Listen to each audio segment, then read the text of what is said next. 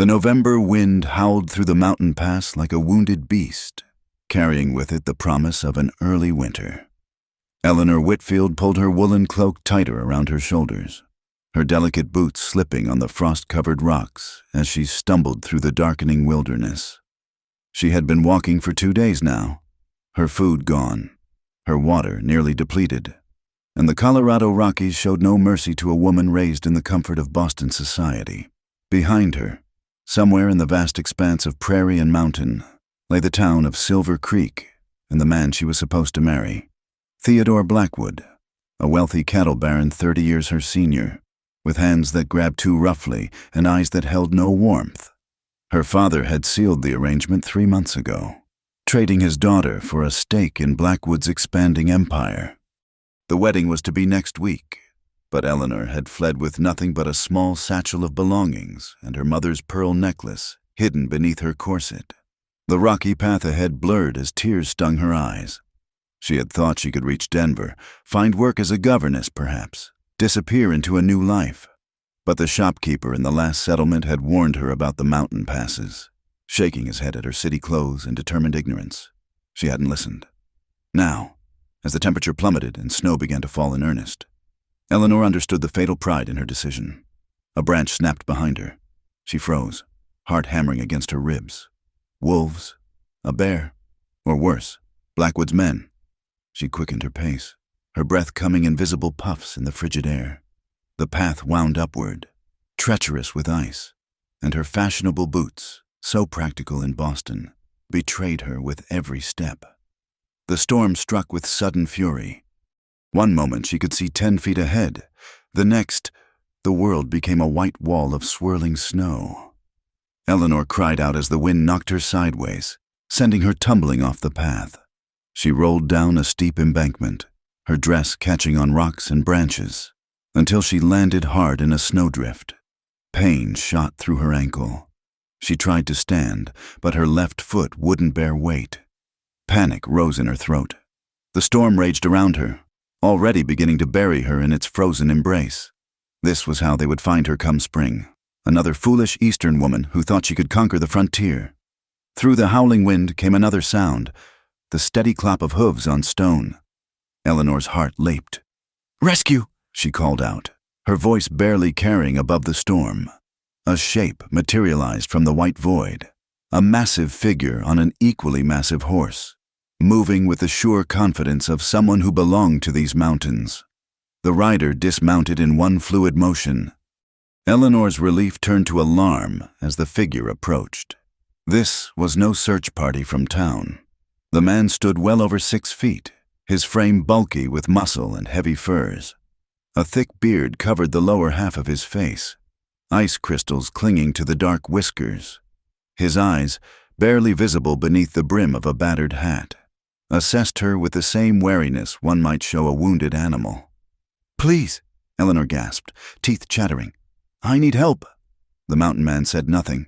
He knelt beside her, his hands, massive even through thick gloves, surprisingly gentle as he checked her ankle. Eleanor bit back a cry of pain. "Broke," he said, his voice rough from disuse. "Can't stay here." Before Eleanor could respond, he scooped her into his arms as easily as if she weighed nothing. She struggled instinctively, her proper upbringing recoiling at being handled by a stranger. "Put me down. I demand you release me this instant." He ignored her protests, carrying her toward his horse. The animal stood patient as a statue while the man secured Eleanor in the saddle, then swung up behind her. His arm wrapped around her waist to hold her steady, and Eleanor found herself surrounded by the scent of leather, wood smoke, and pine. "Where are you taking me?" she demanded, though she knew she had little choice. Death in the storm, or trust this wild stranger. Some choice. "Cabin," was his only response. They rode through the blinding snow for what felt like hours, but was likely less than one. Eleanor's world shrank to the warm, solid presence behind her and the steady movement of the horse beneath them. Despite her fear, exhaustion pulled at her consciousness. Her head drooped back against the man's chest. She jerked awake as they stopped. Through the snow, she could make out a structure, a rough log cabin built into the mountainside. smoke rising from a stone chimney. The mountain man dismounted and reached for her. "I can manage," Eleanor said stiffly, though they both knew it was a lie. He lifted her down anyway, and when her injured ankle touched ground, she gasped in pain. Without hesitation, he swept her up again, carrying her toward the cabin door. "This is highly improper," Eleanor protested, clinging to the shreds of her Eastern propriety. "I'll have you know I'm engaged to be married. You cannot simply—" "Storm will kill you," he interrupted, kicking open the heavy wooden door. "Worry about proper later." The cabin's interior was a single room, dimly lit by a dying fire in the hearth. Eleanor glimpsed rough-hewn furniture, pelts covering the walls, and the sparse belongings of a man who lived alone. The mountain man set her in a chair near the fireplace and immediately set about building up the flames. "I'm not staying here," Eleanor announced, though she made no move to rise. "As soon as the storm passes, I must continue to Denver. My fiancé will be searching for me." The man glanced at her, and she thought she saw something like amusement in his dark eyes. "Denver's 5 days' ride. 3 days back to Silver Creek. Your ankle won't hold for either." Eleanor's heart sank. Silver Creek. He knew where she'd come from. "You know the town? Trade there sometimes." He added more wood to the fire, coaxing warmth back into the cabin. Heard Blackwood lost his bride, figured some fool woman ran to the mountains. Heat flooded Eleanor's cheeks. "I'm not his bride. I never agreed to—" She stopped, suddenly aware of how much she was revealing to this stranger. "It's none of your concern." The mountain man shrugged and moved to a corner where supplies hung from the rafters. He selected dried meat and began preparing something in a pot over the fire. Eleanor watched him work, noting the efficiency of his movements, the careful way he measured ingredients despite his rough appearance. "What's your name?" she asked finally. "Josiah Sullivan." He didn't ask for hers, which somehow irritated her more than if he had. "I'm Eleanor Whitfield," she offered anyway, clinging to the social niceties that seemed absurd in this primitive setting. "Of the Boston Whitfields." "Never been to Boston." Josiah stirred the pot, sending savory scents through the cabin. Eleanor's stomach cramped with hunger, reminding her she hadn't eaten since yesterday.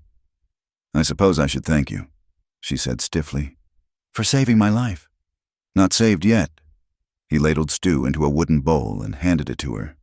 "Storm might last days. Then there's the matter of Blackwood." Eleanor's hand trembled as she took the bowl. "What about him? Men like that don't let property walk away easy. He'll send trackers come spring thaw." "I'm not property." The words burst out of her with surprising vehemence. "I'm not his wife, and I never will be." Josiah studied her for a long moment, then returned to his stew. "Maybe so, but law says different." "Your PA signed papers, didn't he?"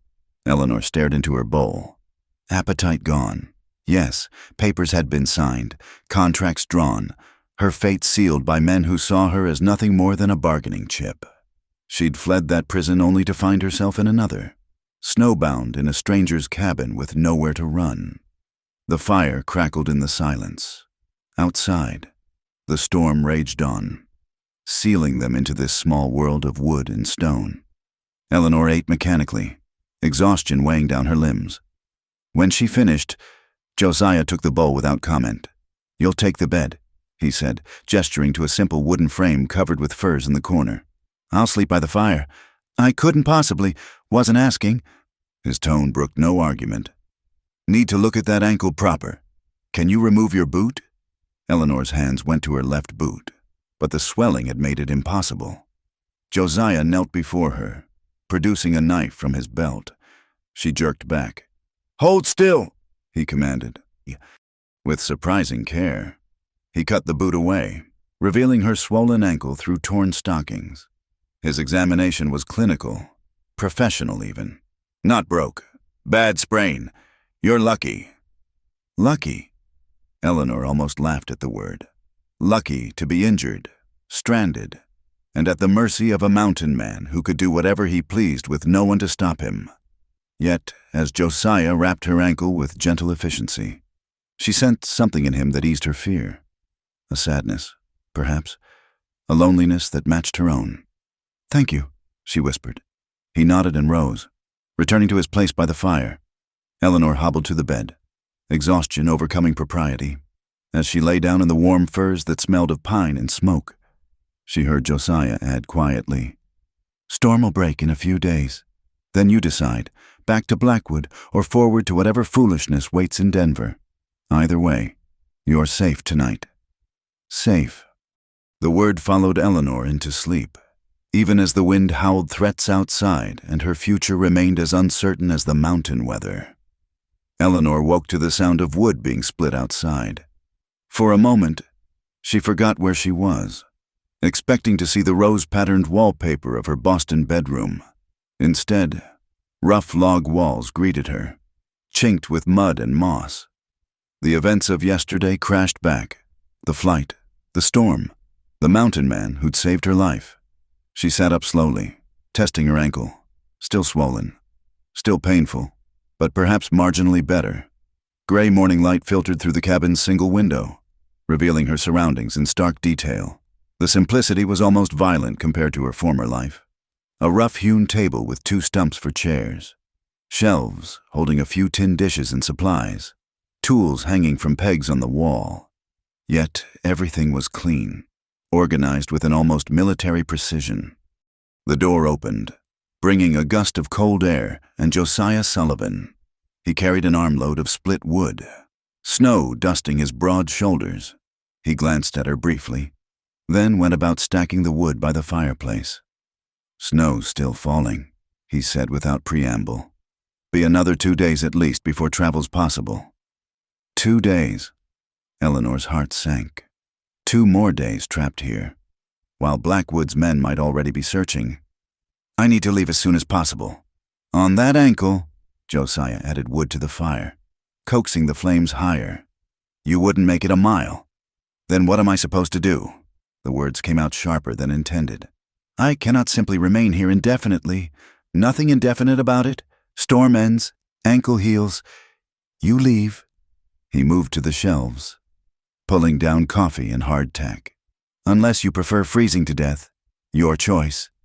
Eleanor bristled at his matter-of-fact tone. "You don't understand. I cannot be found here. If word reaches town that I'm staying with a man, alone, my reputation will be, already is." Josiah set a cup of bitter coffee before her. "Moment you ran from Blackwood, your reputation was done. Question now is whether you live to worry about it." The blunt truth of his words hit Eleanor like a physical blow. He was right, of course. In society's eyes, she was already ruined. A woman who'd fled her engagement, traveled unchaperoned, spent nights in the wilderness. Adding sheltered by a mountain man to the list hardly mattered now. "I'm not your wife," she said quietly, needing to establish some boundary between them. "Whatever you might think about my circumstances, I am not—" "Never said you were." Josiah's voice carried a strange edge. He turned away, busying himself with breakfast preparations. "Got no use for a wife." Something in his tone made Eleanor study him more carefully. In daylight, she could see he was younger than she'd first thought, perhaps 35, though the hard life of the mountains had etched premature lines around his eyes. His dark hair was roughly cut, his beard untrimmed but clean. There was a careful way he moved around the cabin, avoiding a certain corner where, she noticed now, a small shelf held what looked like a woman's hair comb and a child's carved wooden horse. "I apologize," Eleanor said softly. "I didn't mean to imply—" "Eat." He set a plate before her. "Need strength to heal." They ate in silence, the only sounds the crackling fire and the wind outside. Eleanor found herself stealing glances at her rescuer, trying to reconcile the gruff exterior with the man who'd wrapped her ankle so gently, who kept his modest home so clean, who had tokens of a past life displayed like shrine relics. After breakfast, Josiah disappeared outside again. Eleanor hobbled to the window, watching him work. He moved through the snow with economical grace, checking trap lines, tending to his horse in a lean-to shelter she hadn't noticed before. gathering wood, a man completely at home in this harsh landscape that had nearly killed her. She turned her attention to the cabin itself, her natural curiosity overcoming propriety. The books surprised her most. A Bible, worn from use, alongside works by James Fenimore Cooper and even a volume of Shakespeare. On closer inspection, she found more evidence of the man beneath the mountain roughness, a chess set with hand-carved pieces, a well-maintained rifle that spoke of military service, a journal filled with neat handwriting she didn't dare read. The door opened. Eleanor spun guiltily from her snooping, nearly falling as her ankle protested. "Steady." Josiah caught her elbow, his touch surprisingly gentle. "Shouldn't be walking on that. I was just—" Heat flooded her cheeks. "I apologize. I had no right to examine your belongings." He shrugged, helping her back to the chair. "Nothing here worth hiding." His eyes flicked to the shelf with the comb and toy. "Nothing that matters anyway." Eleanor wanted to ask about them, but the wall that came down over his features warned her off. Instead, she said, "You were in the military?" "Army. Served my time." He knelt to check her ankle, unwrapping the bandage with practiced care. "Long time ago. Is that where you learned medicine?" "Some rest from necessity." He rewrapped the ankle, his hands steady and sure. "Mountains don't forgive ignorance?" "No," Eleanor agreed quietly. "They don't." The day passed slowly. Eleanor dozed by the fire while Josiah went about his routine, maintaining equipment, preparing pelts for trade, cooking simple but filling meals. They spoke little, but the silence wasn't entirely uncomfortable. There was something almost peaceful about watching him work, the methodical way he approached each task.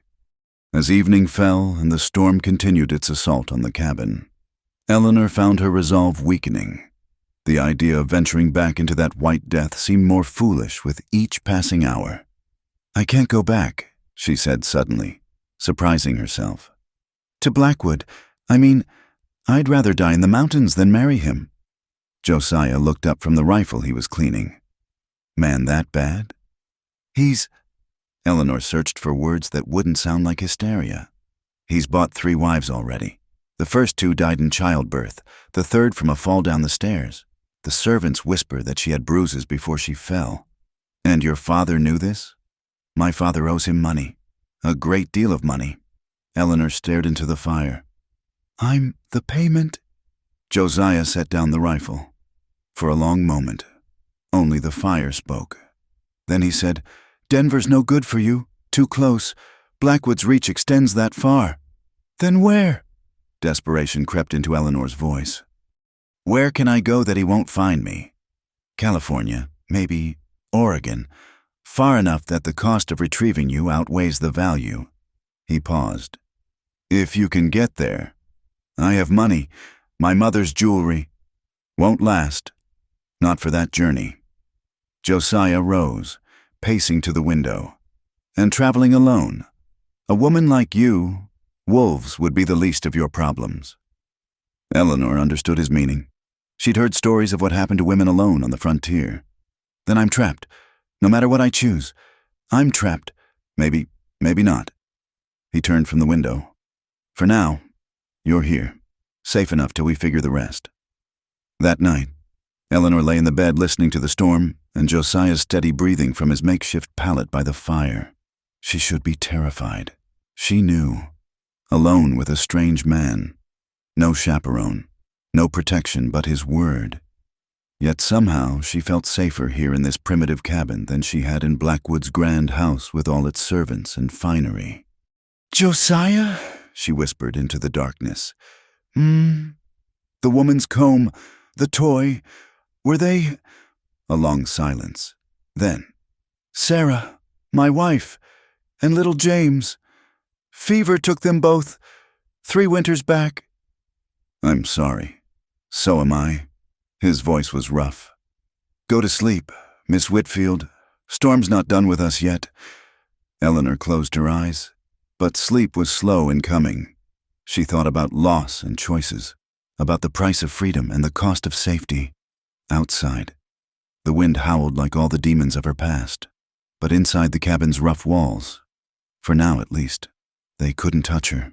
When she finally slept, she dreamed not of Boston ballrooms or Blackwood's grasping hands, but of a simple life where splitting wood and mending clothes might be enough, where a person could disappear into the mountains and find themselves in the losing. The storm broke on the fourth day, leaving behind a world transformed by white. Eleanor stood at the window, marveling at how the harsh landscape could be so beautiful when dressed in fresh snow.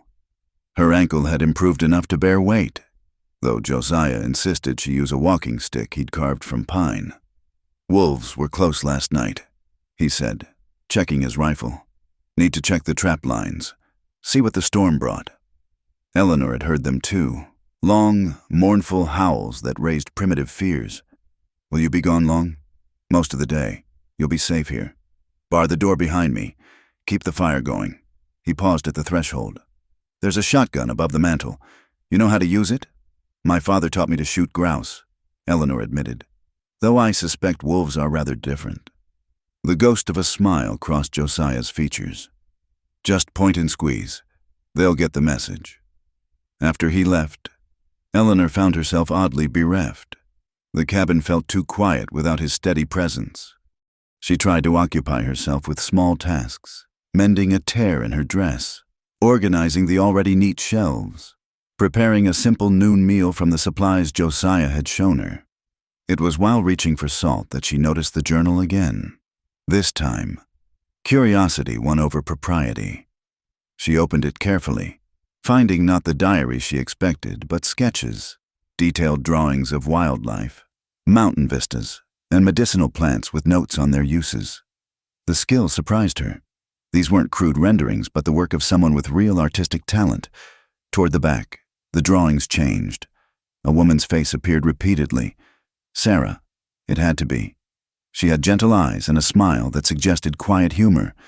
There were sketches of a small boy, too, captured in moments of play. The last drawing showed all three of them together by this very fireplace. The date beneath it was 3 years ago, almost to the day. Eleanor closed the journal, heart heavy with understanding. No wonder Josiah lived alone in these mountains. How did one return to civilization after losing everything that made it worthwhile? She was preparing tea when she heard it. Horses approaching through the snow. Multiple horses. Eleanor's blood turned to ice. She peeked through the window, and her worst fears were confirmed. 4 riders, armed, wearing the distinctive dusters favored by Blackwood's hired men. Eleanor barred the door with trembling hands and took down the shotgun. It was heavier than her father's bird gun, but the mechanism was the same. She checked it was loaded, then positioned herself where she could cover the door. The riders stopped in the yard. "Hello, the cabin?" one called. "Looking for a lost woman. Heard tell someone up this way might have seen her." Eleanor held her breath, pressing herself against the wall. They couldn't know she was here. Not for certain. They were checking every cabin, every settlement. "We know someone's in there," the voice continued. "Smoke's coming from the chimney. No harm in talking. Is there—" Footsteps crunched in the snow, approaching the door. Eleanor raised the shotgun. "Now that's unfriendly," the man said. "We're just asking questions about a woman named Eleanor Whitfield, runaway bride. Her fiancé's mighty worried about her, offering a substantial reward for her safe return." The door handle rattled. Eleanor's finger found the trigger. "Locked up tight," another voice observed. "Maybe Sullivan's got something in there he don't want to share." "Sullivan's gone to town," the first man lied smoothly. "Saw him heading down yesterday. Cabin should be empty." They knew Josiah wasn't here. They'd been watching. Eleanor's heart hammered against her ribs. The door shook as someone put a shoulder to it. The bar held. But for how long? "Miss Whitfield," the leader called. "We know you're in there. Come out peaceful-like. No one wants trouble, mister. Blackwood just wants his bride safe and sound." "I'm not his bride." The words tore from Eleanor before she could stop them. "I'll never be his bride." Laughter from outside. "Well now, that's settled then. Come on out. Miss, don't make us break down this door." "I have a gun." So do we, darling. 4 of them. You really want to bet your life on outlasting us? Eleanor's hands shook. She'd never shot at a person, never even imagined it. But the alternative, returning to Blackwood, submitting to his brutal hands, bearing his children until she died like the others. The door exploded inward with a crash. A man filled the doorway, already reaching for her. Eleanor squeezed the trigger. The shotgun roared, bucking against her shoulder. The man cursed and stumbled back, clutching his arm. "She shot me! The witch shot me!" Eleanor fumbled to reload, but they were already rushing the cabin. Rough hands seized the gun, tore it from her grasp. She fought wildly, scratching and kicking, but there were too many. Someone backhanded her across the face, sending her sprawling. "Enough!" The leader stood over her, his scarred face twisted with anger. "Mister, Blackwood said to bring you back intact, but he didn't say nothing about comfortable. You just earned yourself a hard ride. Miss!" They were dragging her toward the door when the shot rang out. The man holding Eleanor's right arm spun and fell, blood blooming across his chest. Another shot. The one by the door clutched his thigh, screaming. Josiah stood at the edge of the clearing, rifle steady, already sighting his next target. "Let her go!" The leader pulled Eleanor against him, using her as a shield. "Sullivan, thought you'd be gone longer. This ain't your concern. Mountain man, the woman belongs to Blackwood. On my land, she belongs to no one but herself." Josiah's voice carried deadly calm. "Let her go. Take your wounded, and ride out. Only warning you'll get. You killed Mason. He's still breathing. For now." Josiah shifted his aim slightly. "Your choice how many leave that way." Eleanor felt the leader's indecision in the way his grip tightened. These men were used to bullying townspeople, not facing someone who could pick them off from 100 yards. "Blackwood won't forget this," the leader snarled. "You've signed your own death warrant. Sullivan, I've been dead for 3 years." Josiah replied, "Just too stubborn to lie down. Now get off my land before I help you boys join Mason." The leader shoved Eleanor away and back toward his horse, keeping his hands visible. "This ain't over. You hear me? Blackwood always gets what's his." They struggled to load their wounded, cursing and threatening, but carefully staying out of Josiah's line of fire.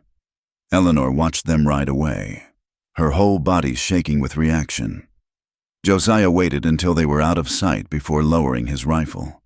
He crossed to where Eleanor knelt in the snow, reaching down to help her up. "You hurt?" "No, Her voice broke. "I shot a man. You defended yourself. Nothing more." He examined the bruise forming on her cheek, his jaw tightening. "Should have killed them all.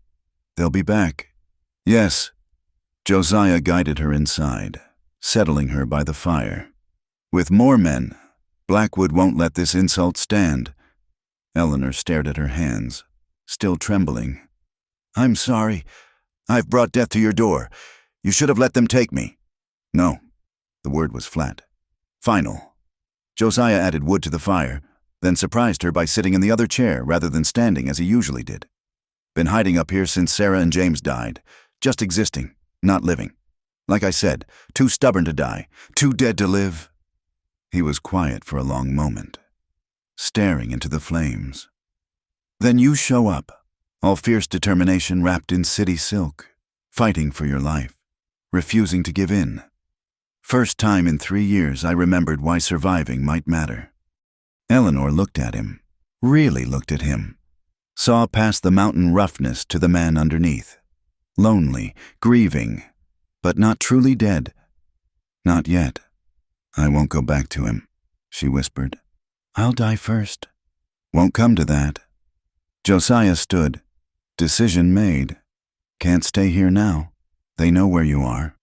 We'll leave come morning, head deeper into the mountains. I know places even Blackwood's money can't reach. Give us time to figure out what comes next." "We?"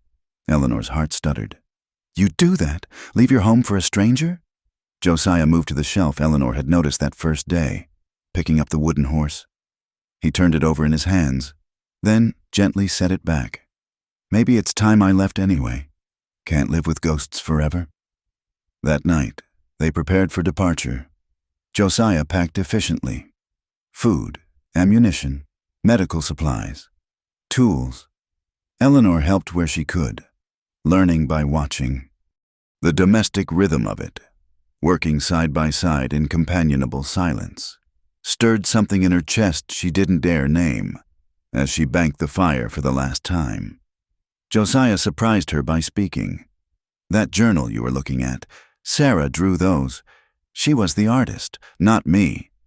Eleanor flushed at being caught but met his eyes. "She was beautiful, inside and out." He secured the last pack. "She would have liked you, would have admired your courage." "I don't feel courageous," Eleanor admitted. "I feel terrified." "Same thing, sometimes." Josiah checked his rifle one more time. "Fear means you understand the danger. Courage is moving forward anyway. Get some sleep. We leave before dawn." Eleanor lay in the bed one last time, listening to the night sounds of the cabin that had become, impossibly, a sort of home. Tomorrow would bring new dangers, new challenges, but for the first time since fleeing Boston, she didn't face them alone. In the darkness, she heard Josiah moving restlessly by the fire. On impulse, she called softly, "Josiah? Thank you for everything." A long pause. Then, so quiet, she almost missed it. "Thank you for reminding me I'm still alive." They had been traveling for 3 days through terrain that grew more treacherous with each mile when the riders found them. Eleanor heard them first, the distant echo of hoofbeats bouncing off canyon walls. Her blood ran cold. "Josiah," she whispered, though he was already alert, rifle in hand, scanning the rocky slopes above them. "I hear them." He guided their horses into a narrow defile between two massive boulders. "Stay quiet. Could be anyone." But Eleanor knew better. The dread settling in her stomach spoke truth. Blackwood had sent more men. Better trackers this time. They'd been foolish to think 3 days' head start would be enough. The riders came into view. 8 men, moving with predatory purpose along the trail they'd left. Eleanor recognized the lead tracker, a half-breed named Samuel Moss, who was said to be able to track a ghost through granite. Blackwood had paid well for expertise. "There." Moss pointed to marks in the snow Eleanor couldn't even see. 2 horses, man and woman, from the weight distribution. Less than 6 hours ahead. Josiah pressed a finger to his lips, then slipped from his saddle silent as smoke. He handed Eleanor his horse's reins and her shotgun, then melted into the rocks above them. Eleanor's heart hammered as she watched him disappear, moving with the fluid grace of a natural predator. The trackers drew closer. Eleanor could hear their voices clearly now. "Blackwood wants her alive," one said. "Sullivan's fair game." "Shame," another replied. "Heard Sullivan was a good man once, before he went mountain crazy. Good men don't steal other men's property." Eleanor's hands tightened on the shotgun. Property. Always property. Never a person with her own will, her own dreams. The fury that rose in her chest steadied her hands. A pebble clattered down the slope. The tracker's head snapped up. Hands going to weapons. "Something's up there," Moss said quietly. "Jenkins, Cole, check it out." 2 men dismounted, rifles ready. They'd barely taken 3 steps when Josiah struck. He dropped from the rocks like an avalanche, taking down Jenkins in a tangle of limbs. Cole spun to fire, but Josiah was already moving, using Jenkins as a shield before driving the man's own knife between his ribs. Gunfire erupted.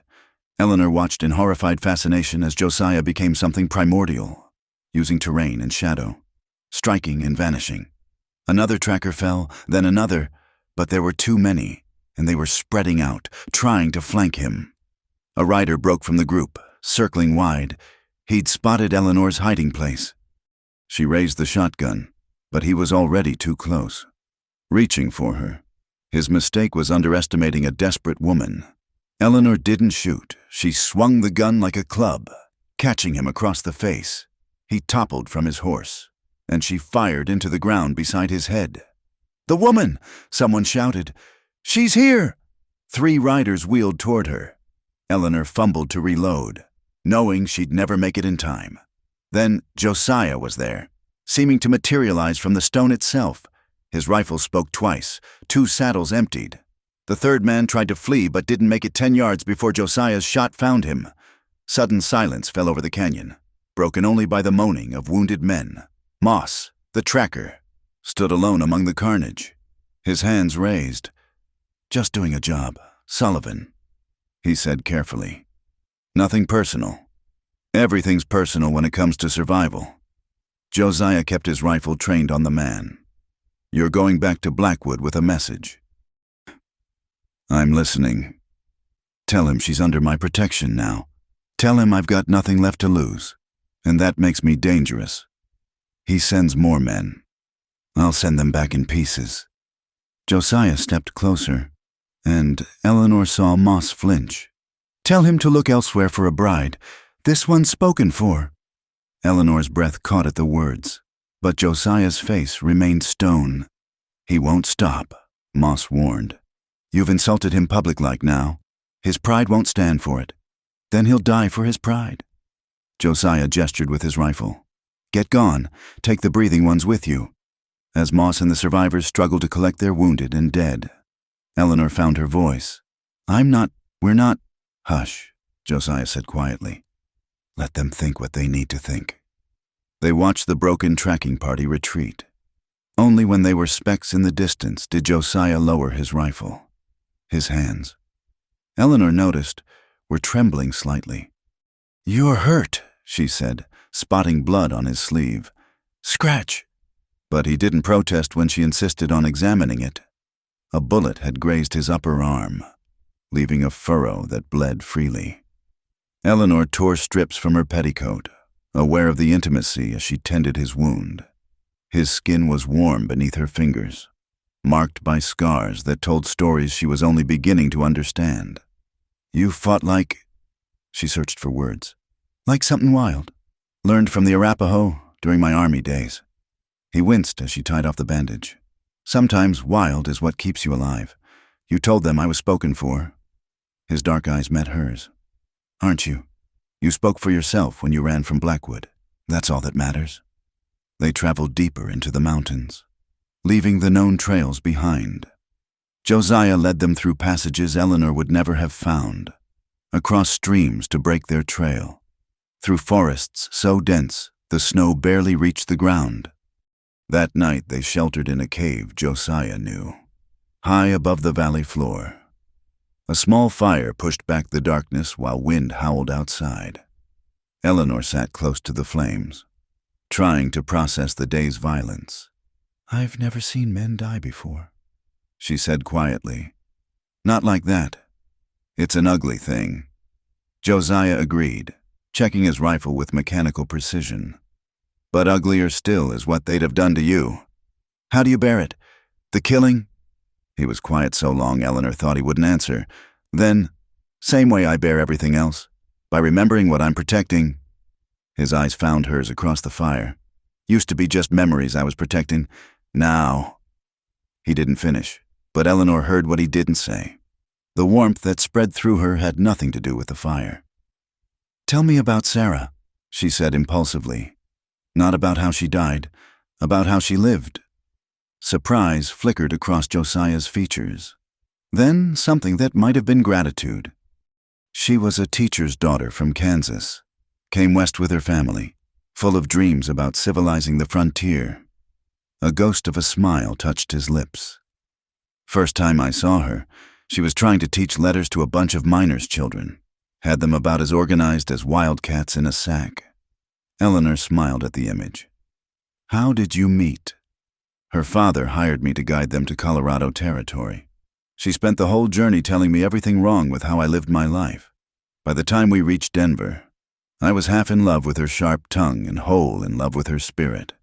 And she felt the same. Took some convincing. Her father near had apoplexy when I came courting. But Sarah, she saw something in me worth saving." His voice softened with memory. "We built that cabin together, log by log. She made it a home.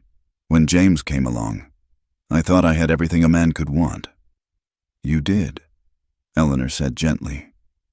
"You still do, in your memories, Hey, memories don't keep a man warm at night. The words came out rougher than perhaps he intended. Don't give him purpose when the sun rises. Eleanor felt the weight of his gaze, the unspoken question in it. She thought of all the proper responses a lady should make, all the ways she should deflect and demur.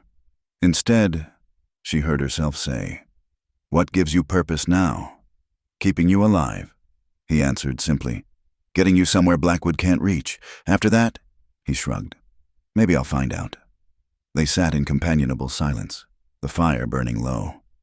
Eleanor knew she should be terrified, pursued by killers, hidden in a cave with a man who just proved how deadly he could be. Instead, she felt safer than she had in years. "Josiah," she said as they prepared to sleep. "What you told Moss about me being spoken for needed to give them something to think about. Man like Blackwood understands ownership, doesn't understand a woman choosing her own path." Is that what I am? A woman choosing her own path? In the dying firelight, she saw him smile, a real smile that transformed his weathered features. "Miss Whitfield, you're the first person I've met who's as stubborn as these mountains. I reckon you'll choose your path just fine." Eleanor wrapped herself in her blankets, feeling something fundamental shifting inside her chest. She'd run from one prison only to find herself dependent on another man's protection. But Josiah asked nothing of her, demanded nothing except that she survive. In his eyes, she saw not possession but recognition, one wounded soul acknowledging another. Tomorrow would bring more danger, more running. Blackwood wouldn't stop. She knew that now. But tonight, in this cave high above the world, with a gentle killer standing guard and the memory of a dead woman's love story warming her heart, Eleanor Whitfield began to believe she might actually escape. Not just from Blackwood, but from the cage of others' expectations. She might even find out who Eleanor Whitfield truly was when she stopped being what everyone else demanded she be. The blizzard struck without warning on their 5th day in the high country. One moment the sky was clear. The next, a wall of white descended upon them with primordial fury. Josiah pulled Eleanor against him on the horse, wrapping his coat around them both as the wind tried to tear them from the saddle. "Cave!" he shouted over the howling gale. "Half-mile!" But half a mile in a whiteout might as well have been half the world. The horses struggled through deepening drifts, their breath coming in labored clouds. Eleanor pressed her face against Josiah's chest, trusting him to guide them through the white blindness. They almost missed the cave entrance, a narrow slash in the rock face barely visible through the storm. Josiah had to dismount and feel his way along the cliff to find it. He pulled Eleanor from the saddle, half carrying her through knee-deep snow while leading the terrified horses. The cave was deeper than their previous shelters, tunneling back into the mountain. Josiah secured the horses in the entrance where they'd have some protection, then guided Eleanor deeper inside where the wind couldn't reach. "Need fire," he said through chattering teeth. "Dry wood in the back. I stashed it summers ago," while he worked to build a fire with stiff fingers. Eleanor gathered what blankets they had. The temperature was plummeting fast. Even in the cave's protection, their breath came in visible puffs. The fire caught, casting dancing shadows on stone walls. But as they huddled close to its warmth, both knew the truth. They didn't have enough wood to last through a prolonged storm. And this blizzard had the feel of something that would rage for days. "How bad?" Eleanor asked quietly. "Bad enough." Josiah fed precious wood to the flames. "Seen storms like this last a week. Temperature drops low enough, even the cave won't matter." They made what preparations they could, rationing food and wood, melting snow for water. But as night fell and the storm intensified, the cold became a living thing, creeping past the fire to sink teeth into their bones. Eleanor woke in the darkest hour to find the fire nearly dead. Josiah working desperately to revive it with their dwindling wood supply. Ice crystals had formed on his beard. When he coughed, she heard the rattle of cold in his lungs, the same sound that had preceded Sarah's fever. "You're sick," she said, alarmed. "Just cold." But his hands shook as he added the last of their wood to the fire. "Need to stay warm. Both of us." Eleanor understood what he wasn't saying. They'd maintained careful distance these past days. Propriety, a shield between them. But propriety was a luxury the dying couldn't afford. "Come here," she said, opening her blankets. "Please." He hesitated, that mountain man pride warring with necessity. Then another coughing fit decided him. He wrapped his own blankets around them both as they pressed together, sharing what warmth their bodies could generate. It was the closest Eleanor had been to a man who wasn't family. She should have been scandalized. Instead, she was simply grateful for his solid warmth, for the steady beat of his heart against her cheek. He smelled of leather and wood smoke, of the wild places he called home. "Tell me about Kansas," she said, needing to keep them both awake, afraid if they slept they might not wake. "Tell me about meeting Sarah." His voice rumbled in his chest as he spoke, painting pictures of prairie grass and endless skies, of a young soldier fresh from the wars and a teacher's daughter who saw past his rough edges. Eleanor countered with stories of Boston, of garden parties and piano recitals that seemed like another lifetime now. "Do you regret it?" Josiah asked during a lull. "Running? Giving up that life?" "I regret that I had to run," Eleanor said carefully. "I don't regret refusing to be sold like cattle." She felt him nod against her hair. "Do you regret helping me?" "No." The word came quick and certain. "First thing I haven't regretted in 3 years." The storm raged for 2 more days. They burned everything that would burn. Spare clothing, leather straps, even pages from Josiah's journal. Sarah would understand, he said quietly. They ate snow to conserve water, shared the last of their food in tiny portions. On the second night, when the fire was just embers and the cold pressed in like a living thing, Eleanor felt Josiah's fever spike. He muttered in his delirium, calling for Sarah, for James, apologizing for failing them. Eleanor held him tighter, whispering reassurances, her own tears freezing on her cheeks. "Not Sarah," he mumbled. "Eleanor, have to keep Eleanor safe." "Sss, I'm here," she whispered. "I'm safe. You kept me safe. Can't lose, not again." Something broke inside Eleanor's chest. This man who'd lost everything had still risked it all for her. A stranger, had killed for her, sheltered her, was now dying for her in this frozen cave. "You won't lose me," she said fiercely. "Do you hear me, Josiah Sullivan? I forbid you to die. I absolutely forbid it." He laughed weakly, which turned into coughing. "Bossy, just like her. Good, then you know to listen when I give orders." She pressed her lips to his burning forehead. "Propriety be damned. Stay with me, please." The third dawn brought silence. Eleanor woke to stillness. The storm's fury spent. Beside her, Josiah breathed shallow but steady. His fever had broken in the night, leaving him weak but lucid. "Storm's over," he whispered. Eleanor helped him sit up, alarmed at how much weight he'd lost in just days. "Can you travel?" "Have to." He struggled to his feet, swaying. "Horses need food. We need shelter." They emerged from the cave into a world transformed. The storm had resculpted the landscape, erasing familiar landmarks under pristine white. But the sun shone brilliant in a clear sky, and the temperature had risen enough to make travel possible. Eleanor insisted Josiah ride while she led the horses, though he protested weakly.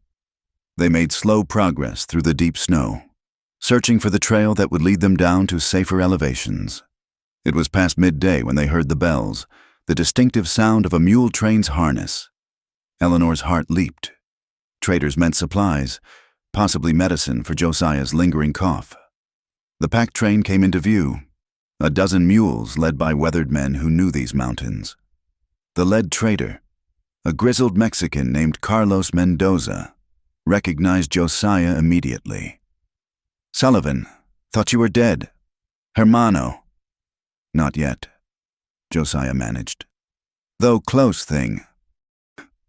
Mendoza's eyes found Eleanor, took in her torn dress and Josiah's protective positioning. "Ah, you're the one Blackwood seeks," His men, they search every trail, every town. Eleanor's hope crumbled. Even here, in the middle of nowhere, Blackwood's reach extended. We need supplies, Josiah said. Medicine, food. I can trade pelts come spring. No need. Mendoza spat in the snow. Blackwood, he is mal hombre. Bad for business. Bad for the territory. You need supplies. You take. He gestured to his men, who began unloading provisions. Where you go now? South, Josiah said. Maybe old Mexico. No good. Blackwood has men watching the borders. Mendoza thought for a moment. But I know place. Mining camp. Abandoned. High up. Hard to reach. Has cabins. Maybe some supplies left. You winter there. Blackwood's men won't find. Come spring. He shrugged eloquently. As they transferred supplies, Mendoza pulled Eleanor aside. You love him? He asked bluntly. Eleanor started to protest, then stopped. Did she? This man who'd saved her life repeatedly, who'd shown her strength she didn't know she possessed. I don't know. He is good man, broken when Sarah died, but good. Mendoza studied her shrewdly. You broke too, I think. Running from something. Maybe two broken people make one whole. No? They parted ways as afternoon waned, laden with supplies and directions to the abandoned camp. As they climbed higher into the mountains, Eleanor mulled over Mendoza's words. Was she broken? She'd certainly shattered the mold others had tried to force her into, but perhaps that breaking was necessary to rebuild herself into something stronger. That night, in a small shelter cave, she tended Josiah's persistent cough with herbs Mendoza had provided. He submitted to her ministrations with unusual meekness, exhaustion overcoming his usual self-sufficiency. Eleanor, he said as she prepared their simple meal. What Mendoza said about the winter camp might be months before we can leave, before it's safe to travel. I know. Months together. People will talk. Assume. Let them assume. The words came out fiercer than intended. I've already lost my reputation, my family, my entire world. What else can they take? Your choices, he said quietly. Being forced by circumstance isn't much better than being forced by Blackwood. Eleanor turned to face him fully. You think I'm here by force? You think if you showed me the way down tomorrow, I'd take it? Would you? She thought of returning to civilization, to the world that saw her as property, damaged goods, a fallen woman. Then she looked at this man who saw her as herself, not a possession or a problem, but a person. No, she said simply. I wouldn't. Something shifted in Josiah's eyes, a warmth that had nothing to do with fever. Then we'd best find that camp. Winter's coming, and we've got surviving to do. As they bedded down for the night, maintaining careful distance despite their shared ordeal in the cave, Eleanor realized something had changed during those desperate hours in the storm. The boundary between protector and protected had blurred. They were partners now, bound by more than circumstance. She thought of Mendoza's words, two broken people making one whole. Perhaps he was right. Perhaps in breaking free from the lives others had chosen for them, they'd found the freedom to choose each other. The thought should have terrified her. Instead, as she listened to Josiah's breathing steady into sleep, Eleanor felt something she hadn't experienced since leaving Boston. Hope, not for escape or safety or even survival, but for the possibility of a life worth living when the running finally stopped. Tomorrow would bring new challenges. Blackwood still hunted them. Winter still threatened. But tonight, with starred skies above and a good man's presence nearby, Eleanor Whitfield allowed herself to believe in tomorrow. The abandoned mining camp materialized from the snow like a ghost town forgotten by time. 6 cabins huddled against the mountainside, their roofs sagging but walls still solid. Mendoza had been right. This place was nearly impossible to find unless you knew exactly where to look. They'd been there a week, settling into the largest cabin, when the bounty hunters found them. Eleanor was drawing water from the creek when she heard the first shot. It echoed off the canyon walls, followed immediately by Josiah's rifle responding. She dropped the bucket and ran. her heart hammering against her ribs. The scene that greeted her was chaos. 5 men had surrounded the cabin, using the other buildings for cover.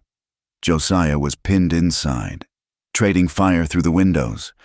Eleanor could see blood on the doorframe. Someone was hit. She circled wide, keeping to the trees.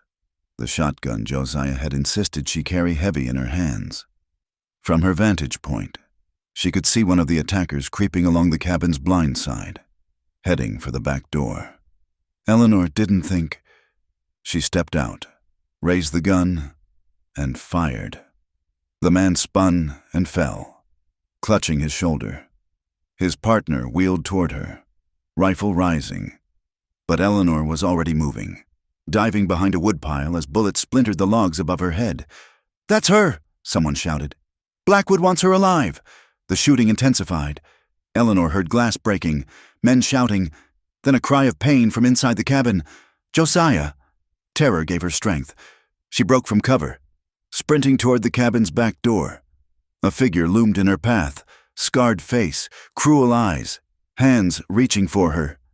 Eleanor swung the shotgun like a club, but he knocked it aside, his hands closing on her arms. "Got her!" he yelled. "I got the—" His words cut off in a gurgle. Eleanor watched in shock as the man's eyes went wide, then vacant. He toppled forward, revealing Josiah behind him, knife dark with blood. But Josiah was hurt. His left arm hung useless, blood soaking his sleeve. "Inside," he gasped. "Now!" They barricaded the door, but both knew it was hopeless. 3 men still remained, and Josiah could barely hold his rifle. Eleanor helped him to a chair, trying to stem the bleeding. The bullet had torn through his upper arm, missing the bone but severing muscle. "Listen," Josiah said through gritted teeth. "There's black powder in the mine shaft, old dynamite from the mining days. You could—" "I'm not leaving you." "Eleanor—" "No!" She pressed harder on the wound. "We survive together or not at all." A voice called from outside. "Sullivan, send out the woman and you can go free. This ain't your fight. Everything about her is my fight." Josiah called back. "Come and take her if you can." Eleanor met his eyes. In them, she saw not just protectiveness, but something deeper, something that made her chest tight. "Josiah, I know." His good hand found hers, bloody fingers intertwining. "Me too." The attack came from 3 directions at once. Windows shattered. The door splintered. Eleanor grabbed Josiah's pistol, firing at shapes in the smoke and confusion. A man crashed through the window. She shot him point blank. Another came through the door. Josiah's rifle spoke one-handed, dropping him. Then silence. Powder smoke hung thick in the air. Eleanor's ears rang from the gunfire. She turned to Josiah, saw him slumped in the chair, fresh blood spreading across his chest. "No!" The word tore from her throat. She dropped beside him, hands searching for the wound. Another bullet, this one through the ribs. "No, no, no!" "Eleanor." His voice was thread-thin. "Look at me." She did, tears streaming down her face. "Don't you dare die. You promised." "You promised to get me somewhere safe." "You are safe." He touched her cheek with trembling fingers. "You're strong. Stronger than you know. You don't need me anymore." "That's not true. I love—" The words tumbled out. Too late. Always too late. "I know," he whispered. "Sarah would have understood. She'd have liked you." His eyes started to drift closed. Eleanor shook him, desperate. "Stay with me. Please, Josiah, please don't leave me alone." But she was talking to emptiness. The light faded from his eyes. The last breath sighed from his lips. Eleanor clutched him against her, sobs tearing from her chest. He'd saved her so many times, and when it mattered most, she couldn't save him. A shadow fell across the doorway. Eleanor looked up through her tears to see the last bounty hunter, the one she'd wounded at the creek. His arm was in a crude sling, but his gun was steady. "Touching scene," he said. "But time to go, mister. Blackwood is waiting." Eleanor gently laid Josiah down, kissing his forehead. Then she stood, turning to face the bounty hunter. "No." "No?" He laughed. "Lady, your protector's dead. You got nowhere to run. No one to—" Eleanor moved faster than thought. Her hand found Josiah's knife where it had fallen, her arm drawing back and throwing in one fluid motion. The blade buried itself in the bounty hunter's throat. He dropped, gurgling, gun firing wild into the ceiling. Eleanor stood over him, watching him die without pity. When it was done, she returned to Josiah, closing his eyes with the gentle fingers. "I'll bury you next to Sarah and James," she promised. "You can be with them again." But first, she had work to do. Eleanor spent the night preparing, gathering supplies, loading weapons, saddling the best horse. She dressed in Josiah's spare clothes, cutting her hair short with his knife. When dawn came, she was ready. The ride back to Silver Creek took 3 days. 3 days for word to spread that Eleanor Whitfield was coming home. By the time she reached the town's outskirts, people lined the streets, whispering behind their hands. She rode straight to Blackwood's grand house, dismounting at the front steps. The butler who answered her knock went pale. "Tell Mr. Blackwood," Eleanor said calmly, "that his bride has returned." Theodore Blackwood received her in his study, all smiles and false concern. "My dear Eleanor, we've been so worried. When those ruffians took you—" "They didn't take me. I ran." Eleanor stood straight, Josiah's pistol comfortable on her hip. "And then you sent men to drag me back, men who are all dead now." Blackwood's smile faltered. "Now, Eleanor, you're obviously overwrought. Once we're married, you'll see. We will never be married." Eleanor pulled out the marriage contract, the one she'd taken from her father's desk the night she fled.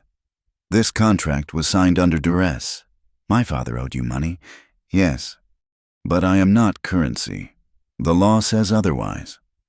"The law says many things. It also says murder is a crime." Eleanor stepped closer. "Your first 2 wives died in childbirth. They say, curious how young, healthy women fail so often in your care. Your 3rd wife fell downstairs. The servants whisper she had bruises before she fell. Gossip and lies." Blackwood snarled, but she saw fear flicker in his eyes. Perhaps someone should examine their graves. Perhaps the territorial judge should hear what the servants really saw." Eleanor smiled coldly. "Unless, of course, you'd prefer to simply tear up this contract and forget I exist. You're threatening me. I'm giving you a choice. The same choice you never gave me." She laid the contract on his desk. "Sign a dissolution. State that the engagement is ended by mutual consent. Do it now, publicly, and I disappear forever. And if I refuse—" Eleanor's hand moved to her pistol. "Then only one of us leaves this room alive, and I've gotten very good at killing men who try to own me." Blackwood stared at her, this woman who'd left as a frightened girl and returned as something else entirely. He saw Josiah Sullivan's influence in her stance, her steadiness, the mountain wildness in her eyes. Slowly, he reached for his pen. "You've become quite the savage, Miss Whitfield." "Yes," Eleanor agreed. "I have." The document was signed, witnessed, and filed within the hour.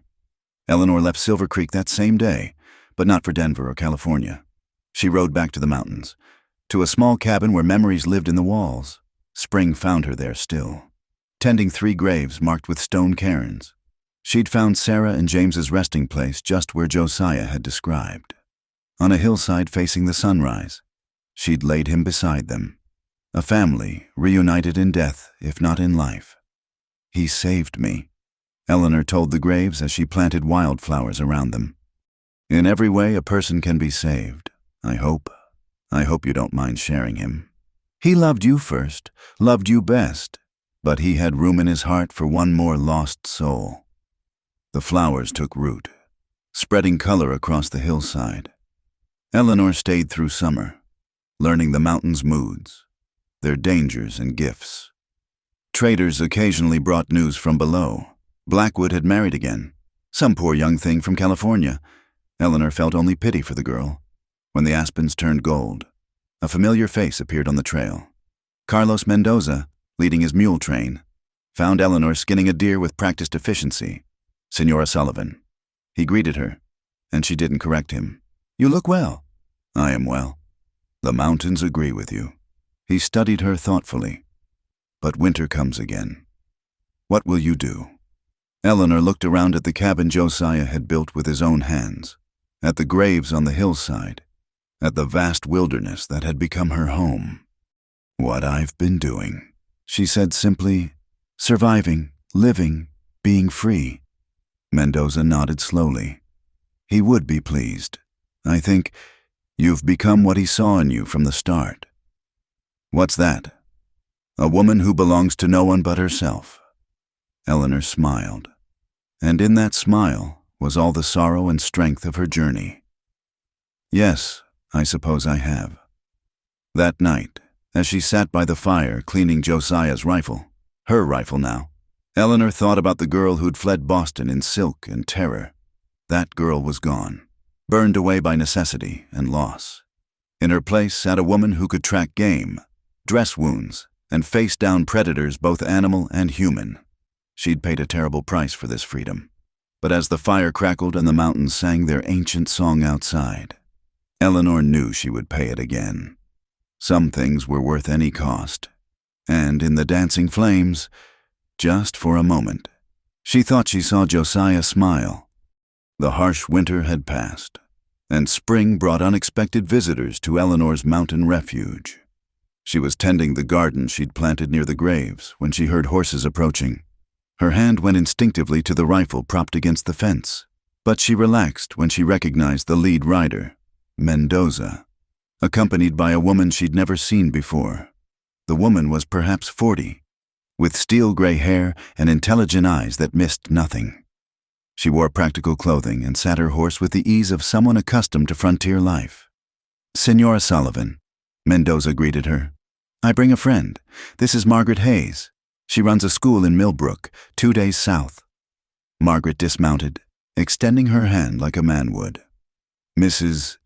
Sullivan, Carlos has told me about you, about your situation. Eleanor tensed. My situation is my own business. Indeed it is. Margaret's smile was warm but knowing. But I've come with a proposition that might interest you. May we speak inside? Curiosity won over caution. Eleanor led them to the cabin, serving coffee from her precious supply. Margaret looked around the simple dwelling with approval rather than pity. I'll be direct, Margaret began. I run a school for frontier children, but it's more than that. It's also a haven for women who need sanctuary. Women running from bad marriages, bad circumstances, bad choices forced upon them.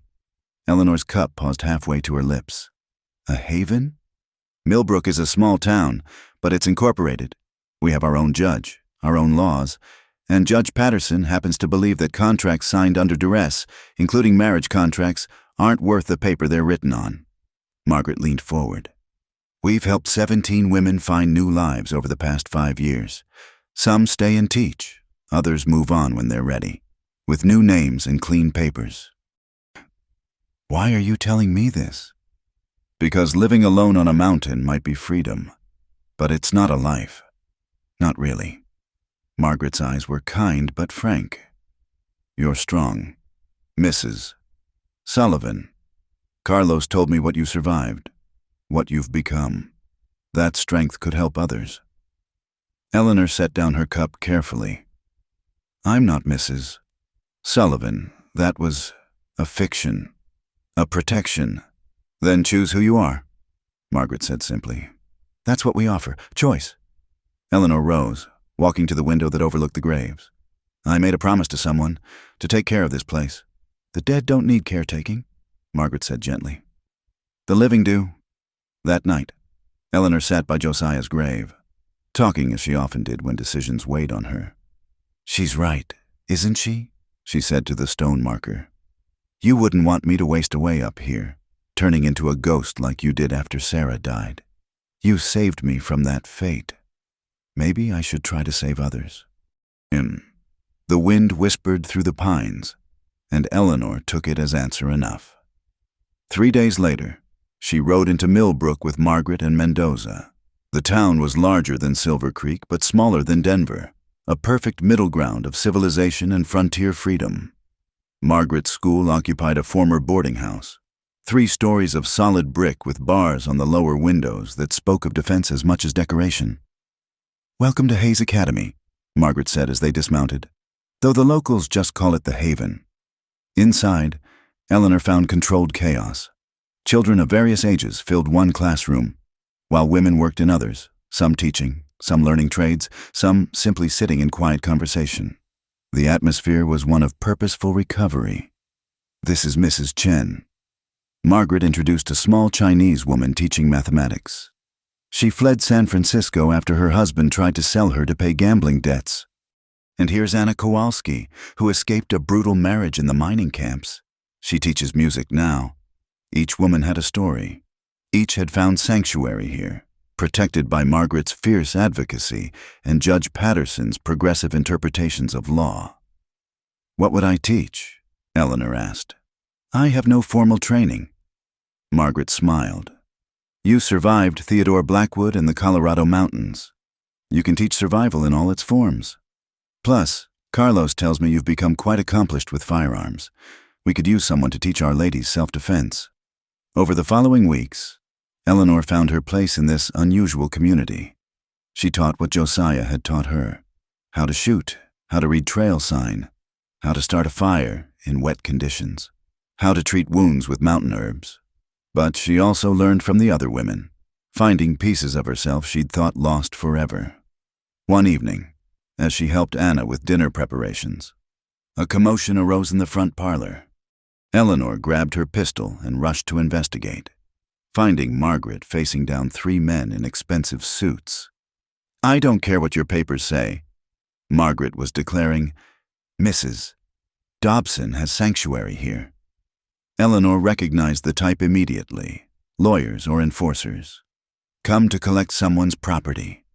Behind Margaret, a young woman cowered, barely 18, with the telltale bruises Eleanor knew too well. "The law's clear," the lead man insisted. "Wives must return to their husbands. Sheriff Morrison, do your duty." The sheriff, a weathered man who'd been leaning against the doorframe, straightened slowly. "Well now, that's interesting. See, I don't recall any Mrs. Dobson in my town. Woman came here calling herself Mary Smith, and that's who she is until she says different. This is obstruction of justice." "This is Millbrook," the sheriff replied mildly. "We do things different here." The enforcer's face reddened. "Mr. Dobson is an important man.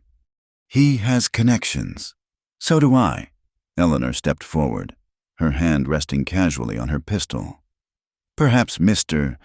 Dobson would like to hear how his name might become connected to certain unsolved deaths in Silver Creek. How Theodore Blackwood suddenly decided to dissolve an engagement after a conversation about his previous wives." The men exchanged glances. Eleanor's reputation had spread. The Eastern lady who'd become a mountain killer, who'd faced down Blackwood and lived. "You're Eleanor Whitfield," one breathed. "I was. Now I'm whoever I choose to be." She smiled coldly. "And I choose to be someone who protects women from men who think they own them. Run back to Dobson. Tell him his wife died. Tell him she never existed. Tell him whatever you like. But if any of you return here, you'll learn why the mountains taught me to dig graves efficiently." They left.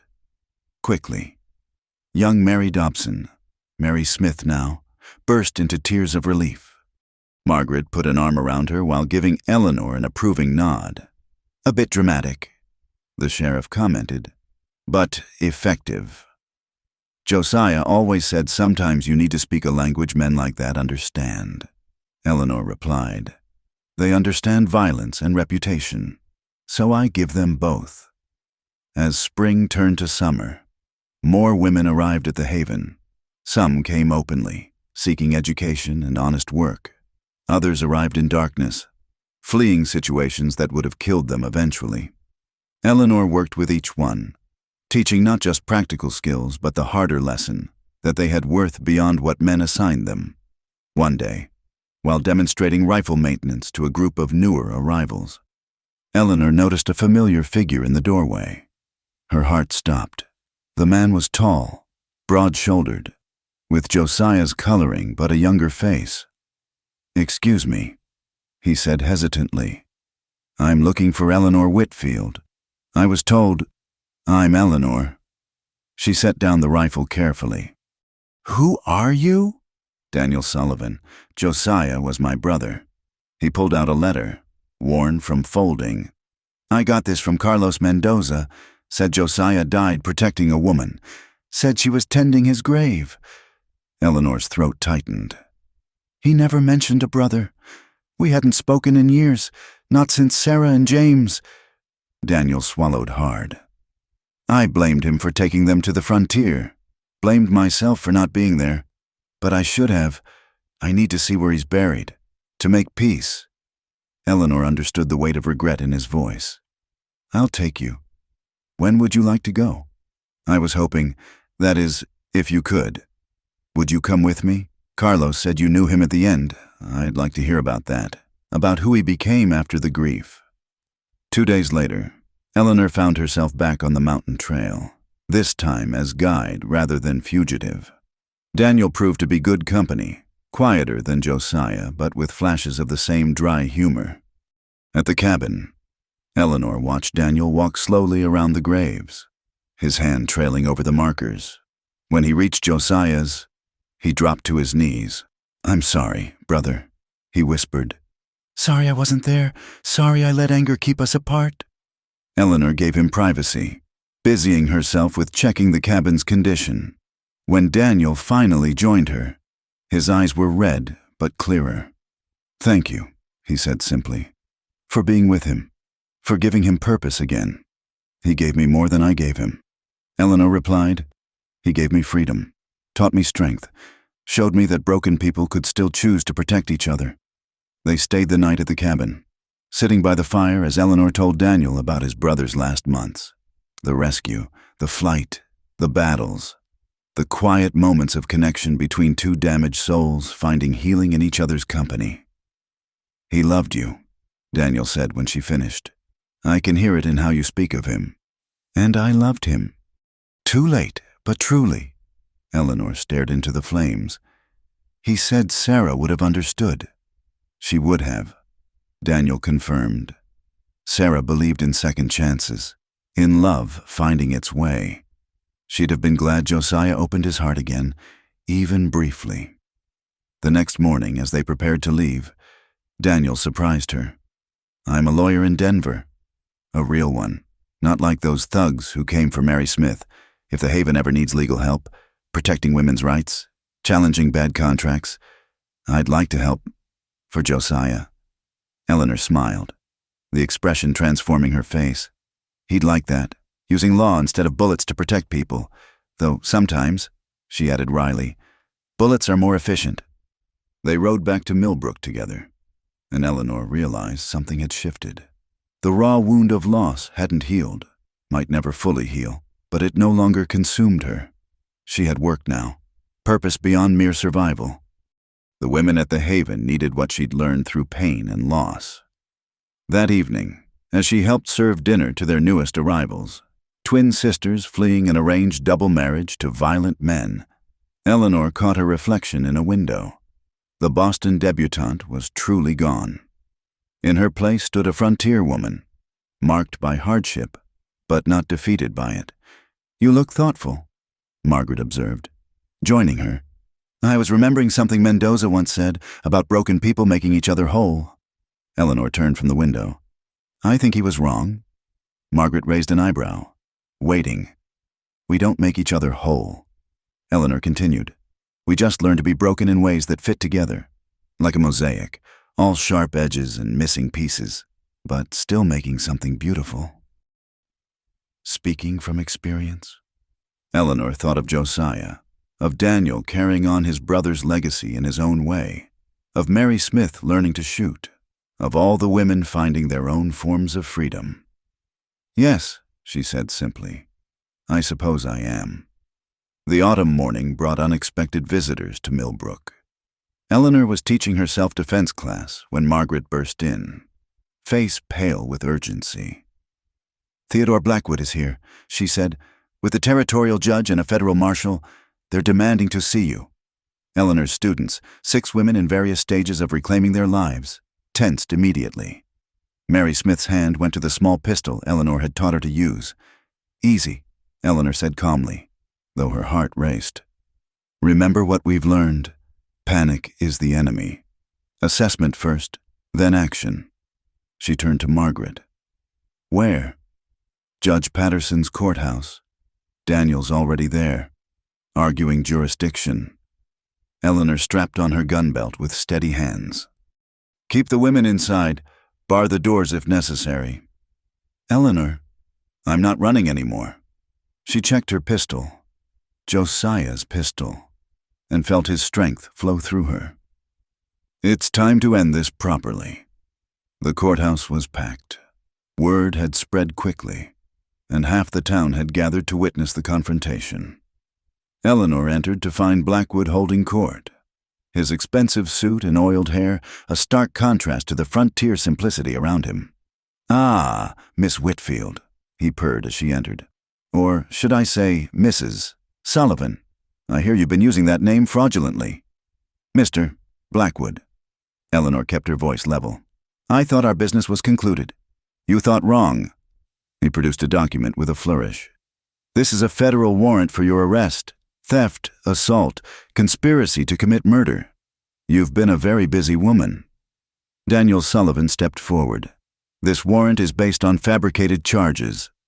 "Miss Whitfield took only her own belongings when she left." "She took jewelry belonging to the Whitfield estate," Blackwood interrupted. "Jewelry that was part of her dowry, legally mine upon our marriage. A marriage that never occurred." Daniel countered. "Due to her criminal actions." Blackwood's smile was serpentine. "Furthermore, she conspired with the late Josiah Sullivan to murder several law-abiding bounty hunters who were legally attempting to return stolen property." The federal marshal, a thin man with dead eyes, stepped forward. "Ma'am, I'm going to need you to come with me." "No." The word rang out clear and strong, but it wasn't Eleanor who spoke. Mary Smith stood in the doorway, flanked by Anna Kowalski, Mrs. Chen, and a dozen other women from the Haven. They filed in, forming a protective wall between Eleanor and the marshal. "This woman saved our lives," Mary declared, her voice shaking but determined. "We won't let you take her." Judge Patterson, who'd been silent until now, cleared his throat. "Marshal Dixon, this is highly irregular.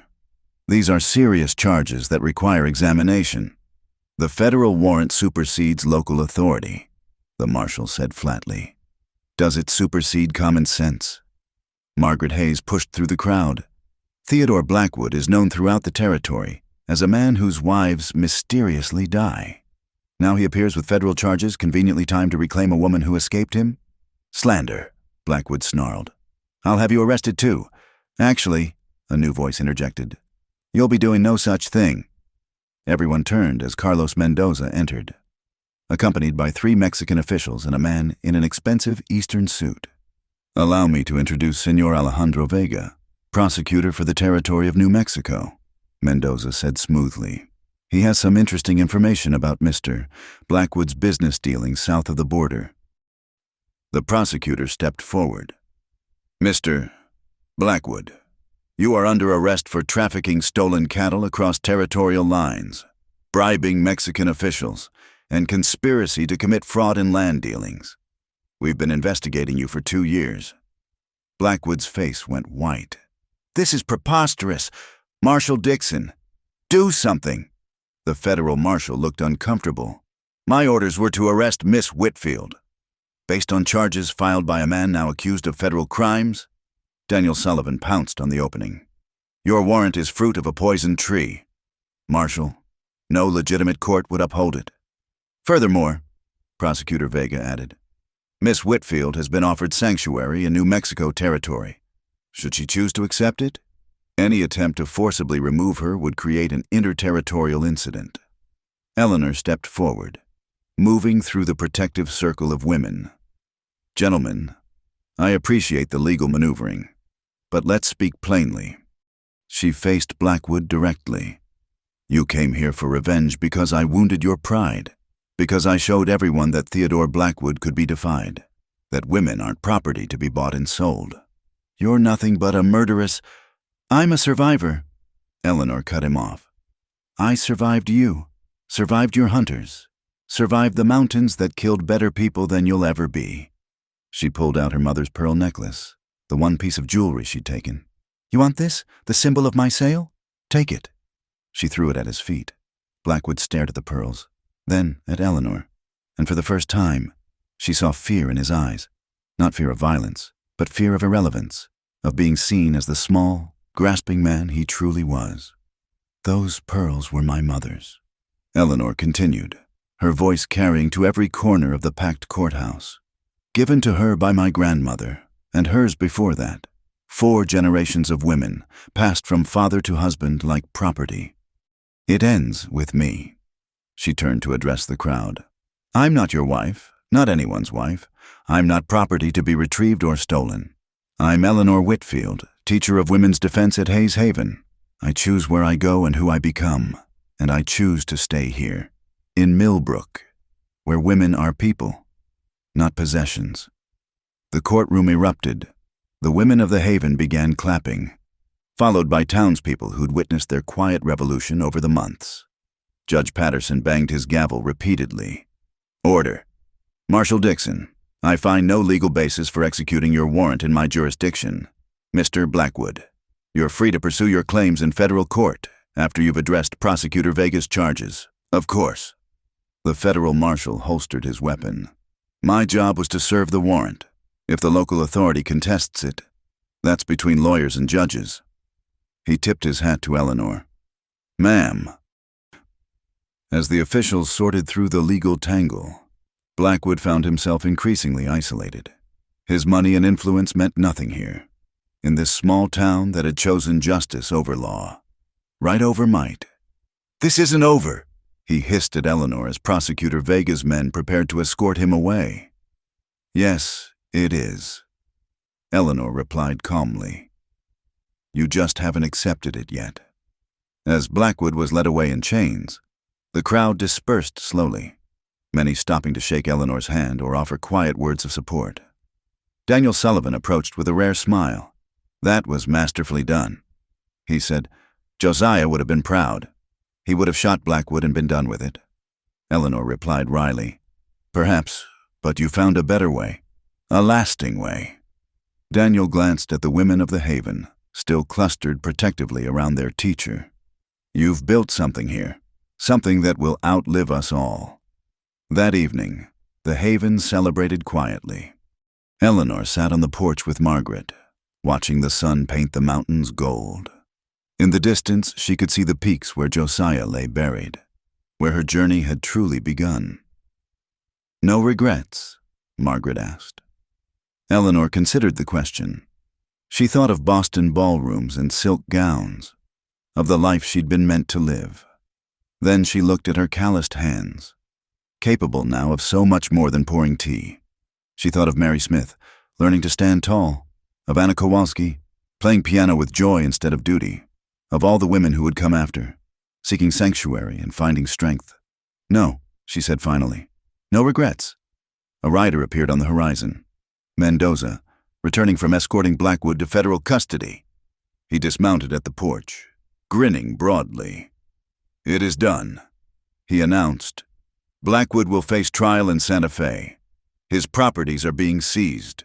The man who terrorized so many will terrorize no more. And the warrant against Eleanor? Margaret asked. Mysteriously lost in transit. Mendoza winked. These things happen on the frontier. No? Eleanor laughed, the sound free and unfettered. Thank you, Carlos, for everything. De nada, Senora. You saved yourself. The rest of us merely cleared the path. As night fell over Millbrook, Eleanor stood one last time in her classroom, looking at the rifles mounted on the wall, the maps showing safe routes and dangerous territories, the simple wooden desks where women learned to write new futures for themselves. Above it all hung a small sign, hand-lettered by one of her students. I'm not your wife. A woman belongs to herself." Eleanor smiled, touching the sign gently. Those words, shouted in defiance and terror in a mountain cabin, had become a declaration of independence for dozens of women. Josiah had saved her body from the storm, but she'd saved her own soul, and now she helped others do the same. In the morning, new students would arrive, women fleeing circumstances too similar to her own, seeking what she'd found, not just safety, but transformation. Eleanor would teach them to shoot, to fight, to survive. But more importantly, she'd teach them to choose. Because in the end, that's what freedom meant. Not the absence of chains, but the presence of choice. The choice to stay or go, to fight or flee, to be who you truly were instead of what others demanded. Eleanor Whitfield had made her choice, here in Millbrook, in this haven built on defiance and hope. She'd found her true home, not in a place, but in a purpose, not in being someone's wife, but in being utterly, completely, unapologetically herself. The mountains stood eternal witness, and somewhere in their heights, she liked to think Josiah Sullivan smiled. Thank you for listening to this Wild West love story. We'd love to hear where you're enjoying this tale from. Please share in the comments below. Don't forget to subscribe to From Wild West channel for more stories of courage, love, and survival from America's frontier. What did you think of Eleanor's journey? Share your thoughts with our community.